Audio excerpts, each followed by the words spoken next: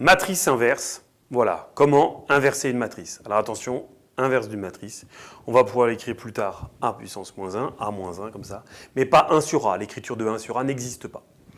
On ne peut travailler sur des matrices inverses que si au départ on a une matrice carrée d'ordre n, une 2-2, une 3-3, une matrice carrée, autant de lignes que de colonnes.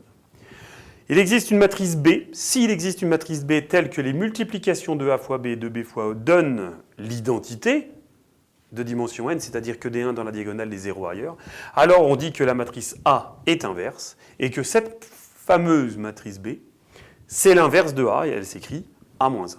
Donc, première source d'exercice, on va vous donner une matrice A, une matrice B. Est-ce que B est l'inverse de A? Vous devez effectuer cette multiplication, A fois B, effectuer aussi la multiplication de B fois A, il ne faut pas oublier de faire les deux. Et à ce moment-là, si vous, dans les deux cas, on tombe sur l'identité, que des 1 dans la diagonale et des 0 partout, de la dimension carrée, toujours, on est toujours sur la même dimension, alors obligatoirement, B, c'est l'inverse de la matrice A.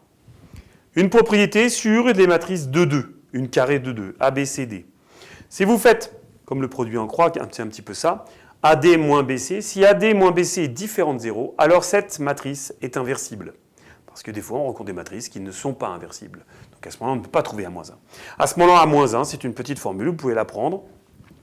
1 sur ce coefficient, bien sûr, si le coefficient est égal à 0, on a du mal à diviser par 0, donc ça marche. Et puis voilà, D moins B moins C, A, en partant de celle-là. C'est un petit peu technique, il faut l'apprendre, ça rend beaucoup de services. Un exemple, 1, 2, moins 1, 4, voilà une matrice carrée de dimension 2, d'ordre 2, c'est pareil, donc une 2 lignes de colonne. Je vérifie AD moins C. Donc 1 fois 4, ça fait 4, moins 1 fois 2, etc. On tombe sur 6. 6 est différent de 0, donc je peux trouver une matrice inverse AA. Elle existe.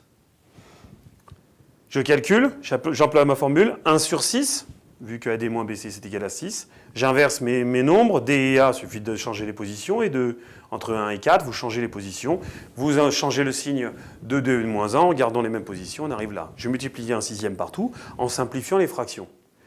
Voilà, donc ça fait 2 tiers, moins 1 tiers, un sixième, j'ai multiplié un sixième partout dans cette matrice. Si je voulais vérifier, je ferais A multiplié par, j'ai oublié moins 1, A multiplié par A moins 1, ça nous donnerait l'identité 1, 1, 0, 0, et A moins 1 Fa, ça nous donnerait aussi l'identité d'ordre 2. Donc, bien retenir cette définition et la propriété sur les matrices de 2. Si vous avez une matrice 3, 3, eh ben alors là, on va être obligé de vous aider un petit peu. Comment trouver la matrice inverse? C'est un petit peu plus technique. Ce n'est pas il faut surtout s'aider de sa machine. Ou alors on vous la donne, la matrice inverse, et on vous demande de vérifier. À ce moment-là, on calcule les deux multiplications pour voir si on tombe sur l'identité d'ordre 3.